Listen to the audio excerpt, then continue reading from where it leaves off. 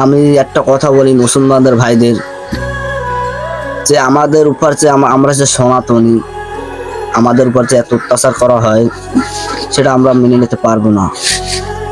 তবে আমি তো কথাগুলো যে বলবো কেউ খারাপ মনে করবেন না, খারাপ মান করবেন না, কথাগুলো শুনে যান।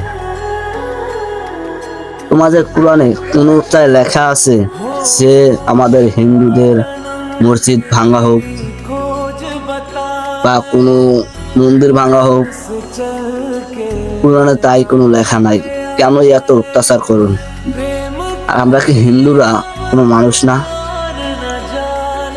আমরা আমাদের ধর্মে কোনো লেখা নাই যে তোমাদের মসজিদ ভাঙা হোক বা তোমাদের অত্যাচার করা হোক, তোমাকে অপমান করা হোক। আমাদের ধর্মে কোনোটাই লেখা নাই।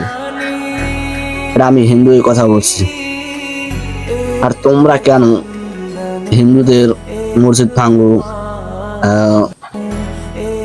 অত্যাচার করো, ঘর পোড়াও, আগুন জ্বালাই দাও? কেন মসজিদটা তো পোড়াও? তোমাদের নবী তো এই কথাগুলো বলে নাই যে হিন্দুদের অত্যাচার করো, মসজিদ এমনকি তোমরা মন্দির পোড়াইয়া লাও। কেন? আমরা বলে একটা মানুষ, কেউ খারাপ মাইন্ড করবেন না।